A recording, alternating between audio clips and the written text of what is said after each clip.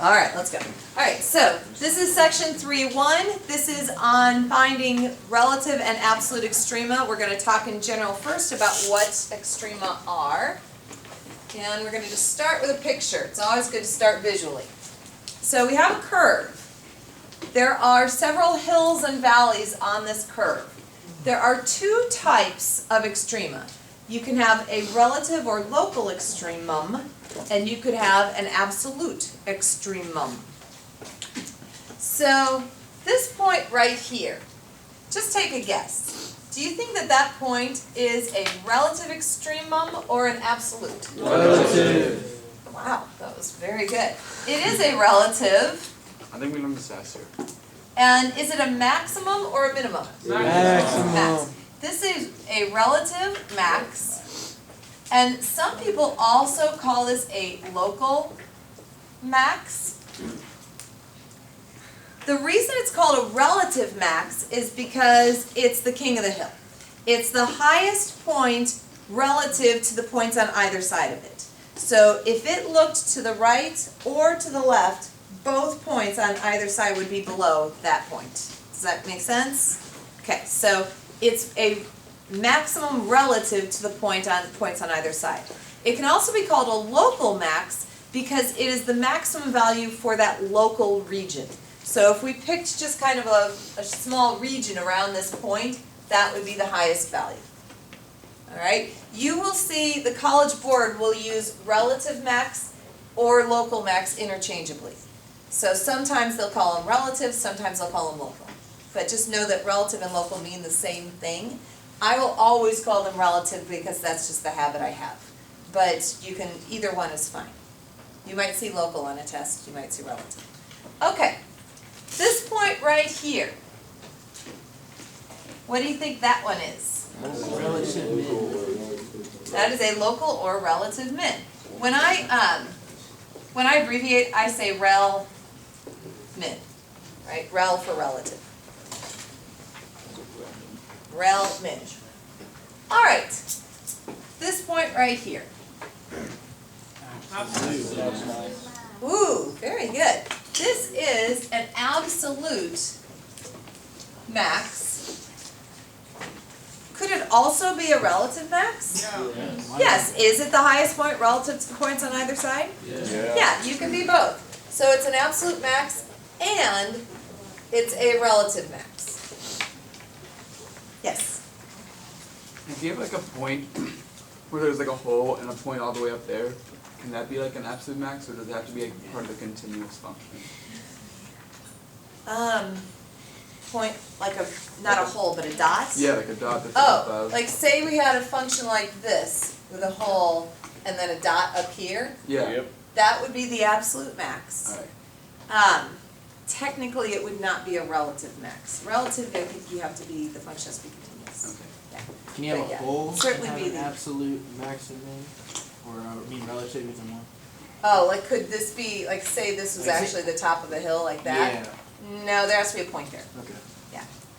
All right, good. You guys are getting into some stuff that we're going to get into in a little bit. So let's talk about, this is actually an open interval, not a closed interval. Open interval means there are no endpoints. Closed interval means there are endpoints.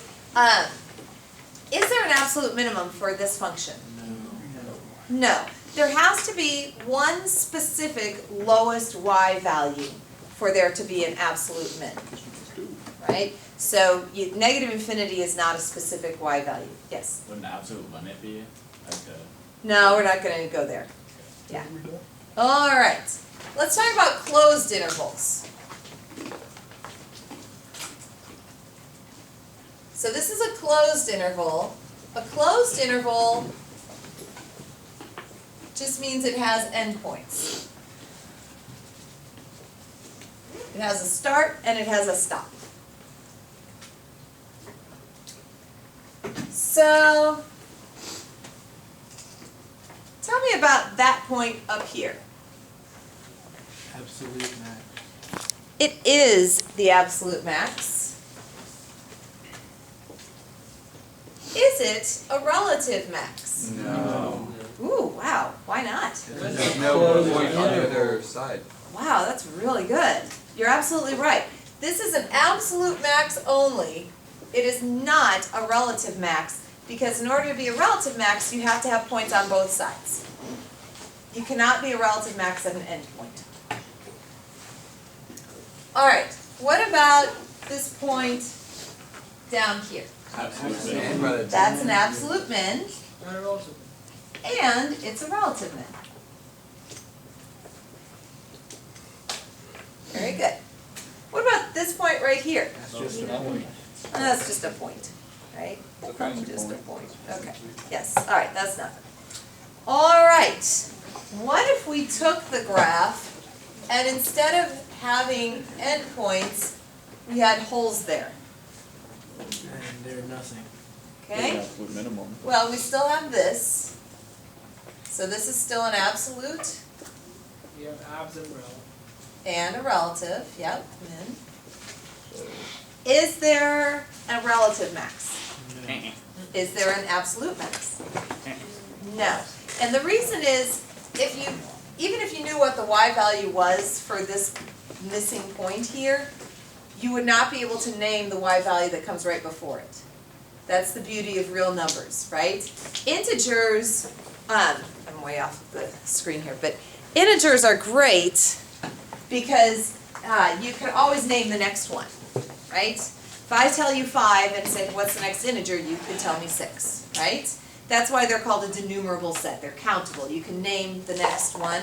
Real numbers, you can't. If I say, hey, 5, what's the next real number? You're like, I don't know, you don't know, right? There's no way to name it. So that's why real numbers are they have a much higher degree of infinity than the number of integers. Anyway, that being said, we can't name the real number that comes right before this number. So because of that, there's no absolute max. Yes? So you could just take the point right before it and say that's the max. What is the point right before it? We don't know. We don't know. We get the equation. 5 plus 1 to the e negative. How could you write? See, you have to be able to write it as a number, and there's no way to write that as a number. Yeah. So this one has no absolute max. And here's the thing, like any number you could write, we could find one that's closer, that's But higher. if it was like a declared point right before it, like 0.9 instead of like 1. Then it wouldn't be an open circle there, then it would be an endpoint. Okay. Right.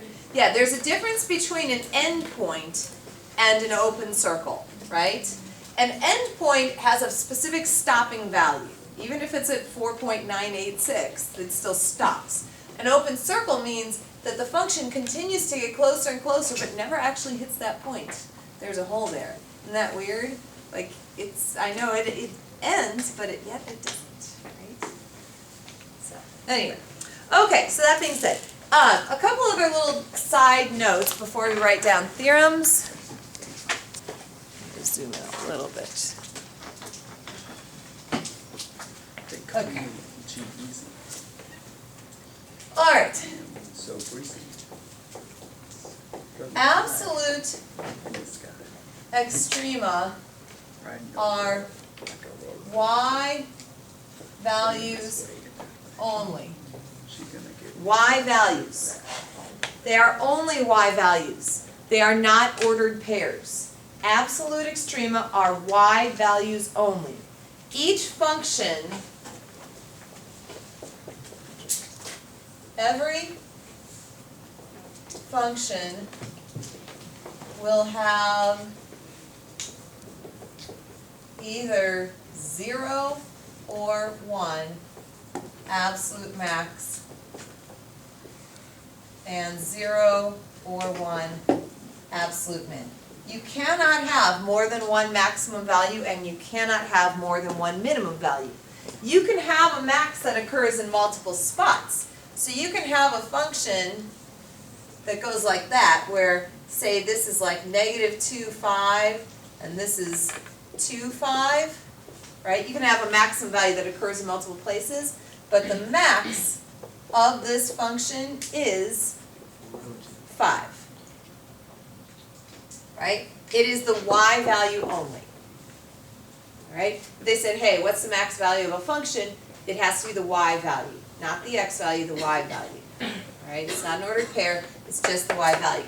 Now, I've been talking, well, I haven't been recently, but I have spoken with some AP exam readers in the past about this issue, because a lot of students are very uncomfortable writing them as just Y values and feel more comfortable giving ordered pairs. And because they think, well, I'm still answering the question and I'm giving more information than what's asked. And so me and several other calculus teachers asked, we once asked a master reader, well, I'll describe the difference later on. But anyway, we asked a master reader if they counted that or if they took off for absolute max if you gave a full ordered pair. And it depends on who wrote the problem. Because the person that writes the problem, whoever submits the problem to the college board, they get to determine how the problem is scored. And they get to decide things like, do you give the student credit if they give an ordered pair for a max value, or only if they give the Y value? And some do and some don't. They've said there have been problems where they could accept the ordered pair and problems where they couldn't.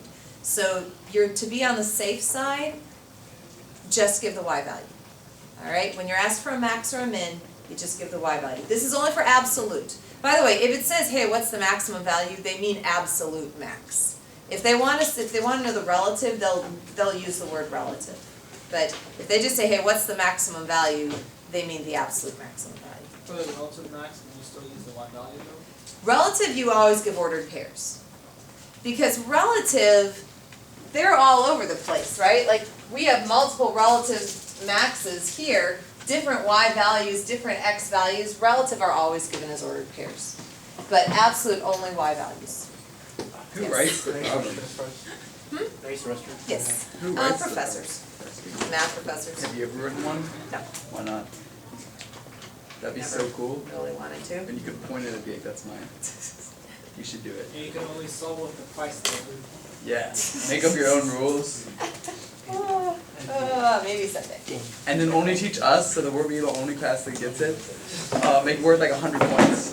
One thing that I honestly would love to do, but have never been able to because it's always done during the summer, and I don't want to give up my summer with my kids, but I would love to be a reader, right, for at least a few years. I don't think anybody wants that. I think you're the only person that loves to be a I reader. think you're wrong. People like being readers. Yeah, you have to. It's not like you get forced to be one. Well, I mean, don't you get paid extra? I think the College Board does pay you. Yes, I feel like they just like enjoy the money. So Unless you like reading.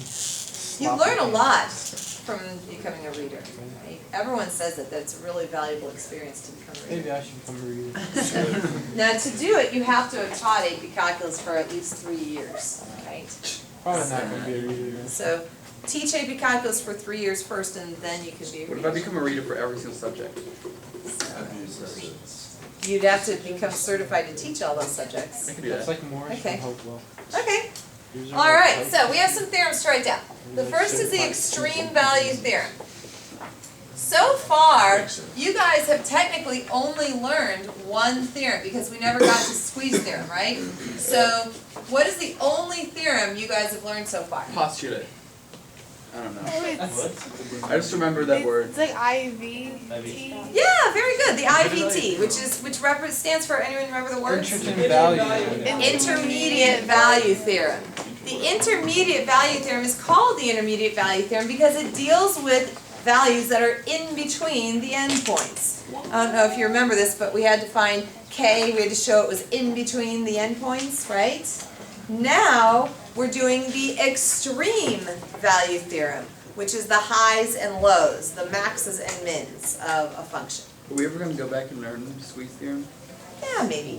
Do we need it for the AP exam? You know, I've never seen it on there, but you never know. So, yeah, I should probably teach it to you before your final. That might be a good thing. So, maybe someday if we've got some time at the end of a lesson, I'll show you squeeze theorem. Ew. Is it hard? Oh, I know what I can teach it to you. When I teach you trig limits, because Yay. it's a perfect way to prove one of the trig limits, right? Yay. So I will teach it to you when we do the limit of sine x over x, that kind of stuff. All right, so Sine over cosine, that's a tangent. if f of x is continuous on, this is a closed interval from A to B. There are endpoints. So if a function is continuous on a closed interval, then it must have both a max, I'm going to put an absolute max just so you understand we're not talking about relative, an absolute max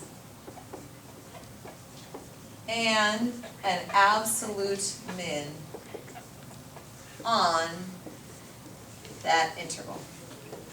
Every function in this world that is continuous on a closed interval must have a max and a min on that interval. To be a function? Or just in general? Just, no, it's already a function. Okay. It's just the answer. So if a function is continuous on a closed interval, it has to have a max and a min. Now, if you're asking yourself, what about a horizontal line, right? Like, pretend this is y equals 5 on a closed interval. So, what would the max be for this function? What would the min be for this function? There you go. Right? So, it's just what's the highest y value and what's the lowest y value. Okay. Good, that's the extreme value theorem. Now there's a follow-up. Ferment.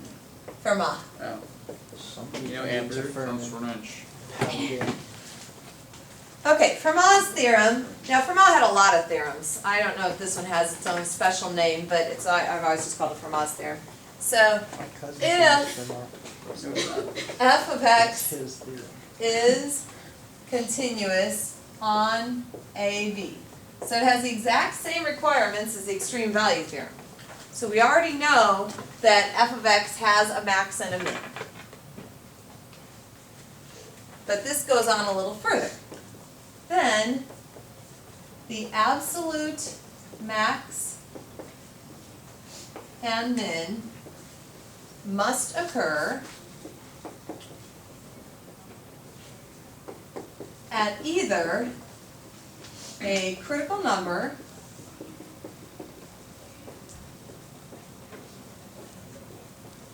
or at an endpoint. This is really important. This is kind of the basis for what everything we're going to be doing today. What's a critical number? That's a very good question. That's a good segue into the next thing I'm going to teach you is what's a critical number. So, yeah, if a function is continuous on a closed interval, not only does it have to have a max and min, but they have to occur at either a critical number or an endpoint. What's a critical number? Well, in the past, critical number, that expression gets used quite loosely in a lot of different contexts. Even I use it in different ways. I've said that when we find the critical values for a function, usually that means that we're finding where the function is either 0 or undefined. In this context, when we talk about critical numbers, we're talking about where the derivative is either 0 or undefined. So write down critical numbers .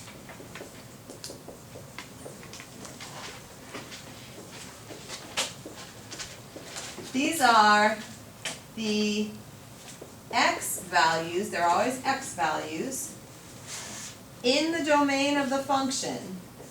They have to be in the domain of the function.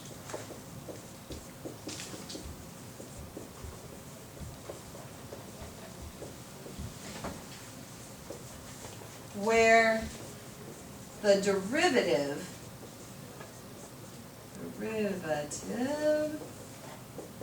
is either 0 or undefined. And I'll show you visually why in just a second.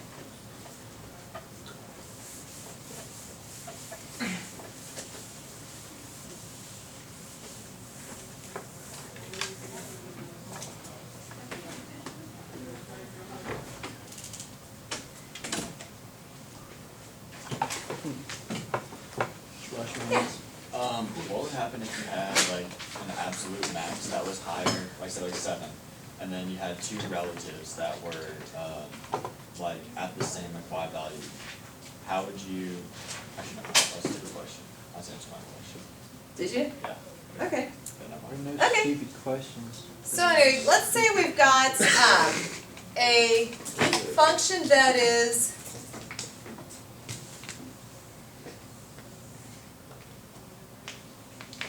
continuous and on a closed interval.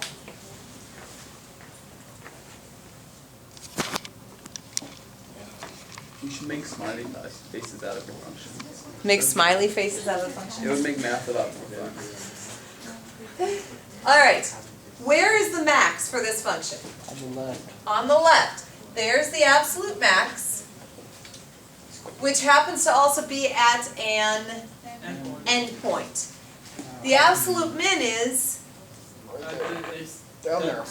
down here at the bottom of this hill, or the valley, whatever you want to call it. That's the absolute min. Well, if we think about the derivative at this point, does anyone know what's special about the derivative there? It's 0. The derivative is 0, right? Because it's got a horizontal tangent. Whenever you have tops of hills or bottoms of valleys, the tangent line will always be horizontal and the derivative will be 0, right? Right. Unless you've got something like this. Right? Some weird funky thing like that. The points aren't defined. So for this, even though it's the absolute min, for this one, we have our derivative is 0. For this one, our derivative is undefined. Why is it undefined? Sharp curve. Sharp turn. Oh, no crazy oscillations. Sharp turn. That's for limits. Oh, my God. That's the only thing you ever say. I don't remember.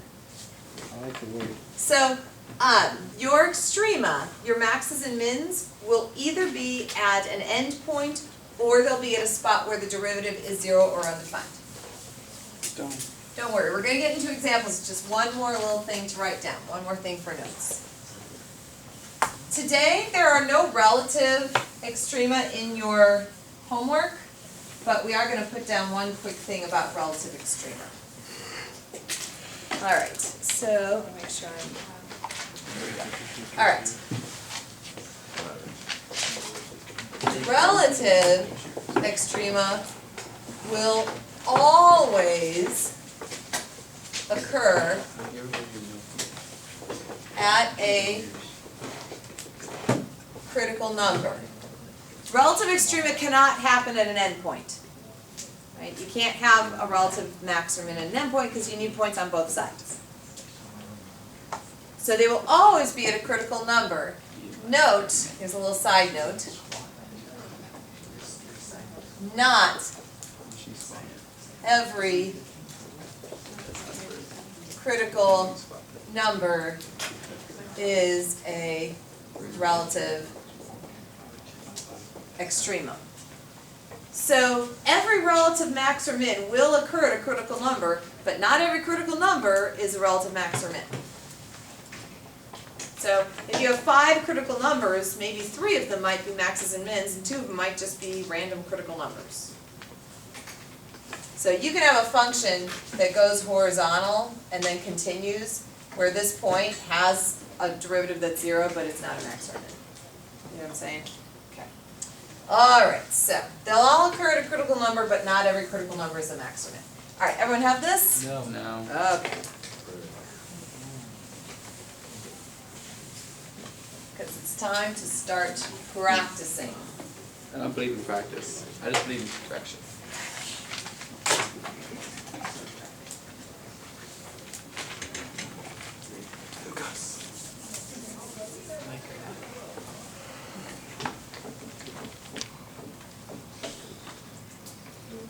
Bryce, you gonna go to the game tonight? No, not tonight. 600 miles. The freezing decision. It's in It's Etowah. only like 15. I'll put it in that quest. It takes like 40 minutes. Who even lives in I Etowah? can get it. Okay.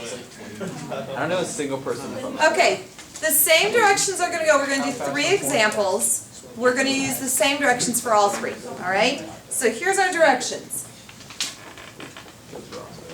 Find all critical numbers. Some people call them critical values. You can call them numbers, values, whatever. See, on the Okay. test, it's going to say something funky. It's going to confuse me. you'll see the word critical. Okay. Okay. Maybe they're Fine. just put crucial. Find all critical numbers. That's a total yank. Find all crucial numbers. Then You know they call them state all Do the asymptotes? absolute That'd be weird. if they- extrema. By the way, your book tonight, when you state your absolute maxes and mins, your You mean book is Sunday night? or Sunday night or Monday morning. Yes. I'm not that Second productive this period. place. Okay. Monday second period. Monday. I never do that. Your book Lucas. will give the answers for absolute maxes and mins as ordered pairs. But that does not mean that you should. Alright? Okay, your book will give them as ordered pairs, but you should not. Our book is wrong. Why do we even? All right. We should burn it. I paid all these taxes for all of them. Actually, your book is fantastic. Overall, it's a very good textbook. Or I had a job. I have a job and I did pay taxes, so you didn't make Everybody, you can play this one. Exactly. Why would you do that and stuff? Stuff for this water bottle is even. I've never paid taxes in my life. Not even when you made a. Alright. You didn't pay your sales I tax. get paid in cash. Okay, kidlets. Focus again. I get So, paid in. find all critical numbers, then state all of the absolute extrema. We're gonna start simple polynomial. Oh, that's simple. So, to find the critical numbers are the x values where the what is what Derivative or what. The is derivative is Zero. zero or undefined, right? So first thing you might want to find is the Derivative. derivative. Everyone find the derivative. Okay. Wow, that looks really the same. Can we factor out the LCD? You can factor out the GCF. That's what I meant. Yes. Will the derivative ever be undefined? And there's a vertical asymptote. Can there be a vertical asymptote on this function? Not on this one. Right. Right. But so for this, I'm just talking about this function. Yes. So since this is a polynomial, the derivative will never be undefined. So you're just finding where the derivative is zero. So go ahead and factor and find the zeros.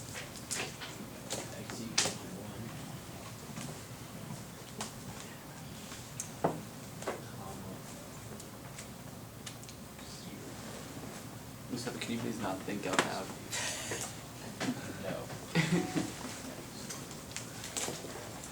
What's the derivative? 12x cubed minus 12x squared, and then when you find the LCD, You need GCF. GCF. What is LCD? Least common denominator. Oh, I mean, we can it's find a 12x squared times x minus 1 equals 0. Good. Now should I divide both sides by 12 No. squared? Okay, you're right. We should not. Okay, never divide out a variable. You can divide the 12 if you want, but never divide out the variable. So what are the values for x? 0 and 1. 0 and 1. Oh yeah. 0 and 1. Now, Both of them can be, can't they? Oh. absolute extrema occur at either a critical number or an endpoint, right? Right.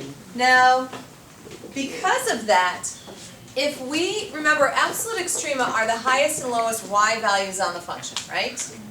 Which means, since they have to occur at either a critical number or an endpoint, if we check the y values for the critical numbers and the endpoints, the biggest one would have to be the max, and the smallest one would have to be the min.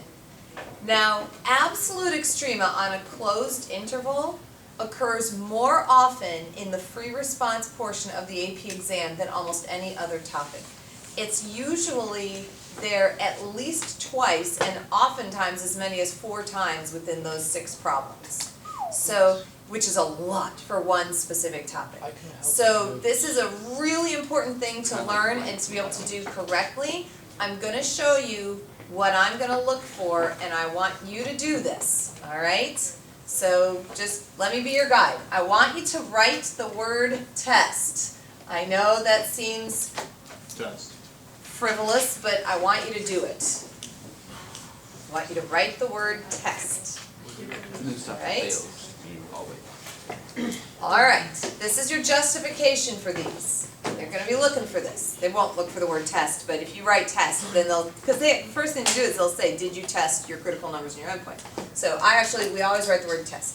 So, we are going to plug the critical numbers and the endpoints to where? Into the derivative or the original function? The original function, because we're not looking for the highest and lowest slopes. We're looking for the highest and lowest y values, right?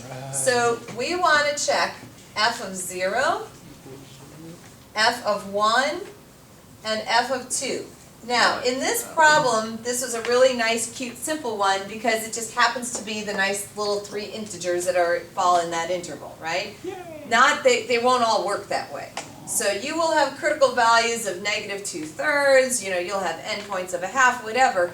So you can't just sit there and think, oh, I'll just check all the integers and hope for the best, right? That is not an appropriate strategy. So, critical numbers, endpoints. So what's f of 0? 0. What's f of 1? -1. -1. And then f of 2, I'm just going to tell you it's 16.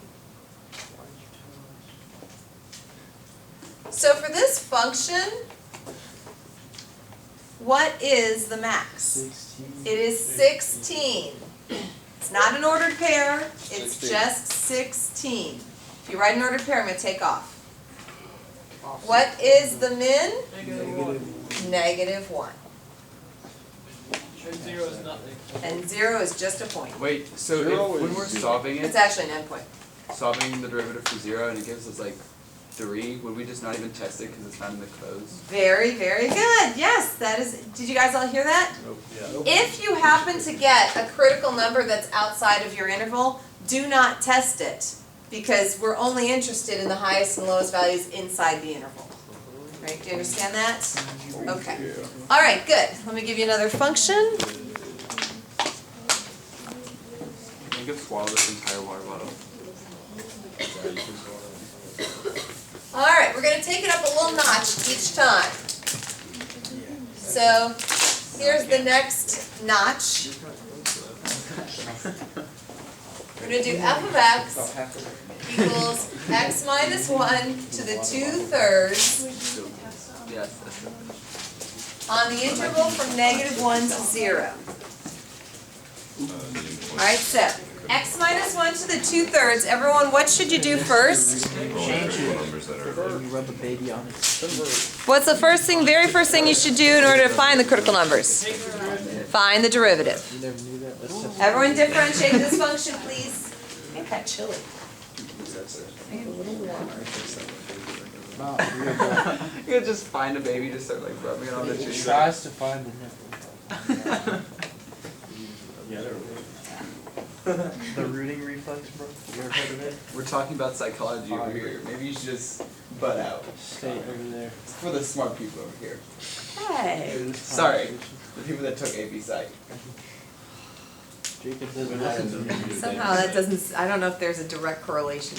There's not. Well, we learned about it in AP Psych. Ah, good. Those babies, they turn it. Yeah, when you rub a baby Like, on the do you ever cheek, rub Jeffrey or Daniel on the cheek when they're young? You touch Yeah. your finger to the cheek, they'll like. they go towards the thing because they're trying to find like the nipple. Yeah. Because they're trying to like. pick up a baby or something. Oh yeah, if you pick up a baby, they also like move their feet, trying to like walk and stuff. It's so cute.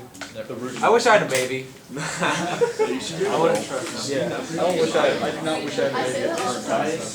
How do you even get a How do you get a baby in this price? Where do babies come from? Yeah, where do this babies price? come from? So anyway, this derivative. Wait, I'm Okay. still taking the derivative. Alright, I'm good. Are you good? Yeah. Sure. All right. This is a chain sequence. This is chain rule. Okay, tell me the derivative. That's the same. 2/3 x minus 1 to the -1/3 times 1. Times 1. Very good. You have to write that. All right. Let's clean it up. We have 2/3 times x. Oh, whoops. Oh. Okay. times the cube root of x minus 1. Oh, yeah. Alright? Y'all good with that? Yeah, oh, we're about to be going. Okay, now, Hurry up. will the derivative ever be 0? No. No, because a function is only 0 when the numerator is 0. Will the derivative ever be undefined? Yes. Yes. What, at what x value? 1. A function is 0 when the top is 0 and undefined when the bottom is 0. So this function is undefined at 1, so we have a critical number of 1. Alright? So now we need to test. Whoa! What numbers should we test? Negative 1 and 0. Why not the 1? Not in the interval, right? Okay. So you could even make an argument that this function has no critical numbers because we're talking just about this interval. Where did the negative one come On The endpoints. from? Okay. Remember when you're testing, you have to test your critical numbers and your endpoints? Yeah, so that's not in the interval. So f of negative 1, well, let's see. That is negative 2 to the 2/3. If we think of negative 2 to the 2/3, I would square, so I get 4. This is the cube root of 4. F of 0 is negative 1 to the 2/3. We square it, we get 1, and the cube root of 1 is 1. Okay. No calculators for this unit. Okay, then. Why you gotta be so rude? So, which is bigger, the cube root of 4 or 1? Cube root of 4. No, Cube root of four. Cube root of 4. Cube root of 4. Cube root of 4. Raise your hand. Root of 4. Okay. 1 is the same thing as the cube root of 1, right? So the cube root of 4 must be bigger. Any number that's bigger than 1 is going to be bigger. So cube root of 4 is bigger, so that's your maximum, and 1 is your minimum. That's not fair. Gosh, so smart, Miss Price. What's funny? Alright, are you ready to take it up another notch? No, we don't have time. We do. We've got 2 full minutes. I'm going to walk you through one more example. Oh no, my thing went away. No. Alright. Because I want you to be able to deal with complicated functions. So humor me for the last 2 minutes. I'm going to walk you through this pretty quickly just so I get it on tape. Let her tell your joke. Okay? I want you to humor her. Alright. Oh, she moved the camera right in front of my line of vision. Alright. So first thing we have to do is the derivative. What rules do we have to use? Product and chain, right? Okay. So here we go. Root of 4/3 x is 4/3 times 3 minus x to the 1/2 plus 4/3 x times 1/2 times 3 minus x to the negative 1/2 times negative 1. Cleaning it up, we get 4 root 3 minus x over 3 minus, we cancel the 4 and the 2, 2x over 3 root 3 minus on x. your head? We need an LCD. So I have to multiply this one top and bottom by root 3 minus x.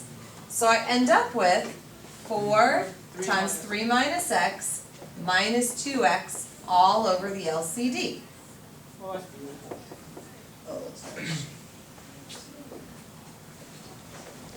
Which, if we clean up one more time, we get 12 minus 6x over 3 root 3 minus x. Cancel out 3. So our critical numbers are 2 and 3, 0 and undefined. If we test, remember you have to test your critical numbers and your endpoints. So we're going to test f of 0, f of 2, and f of 3.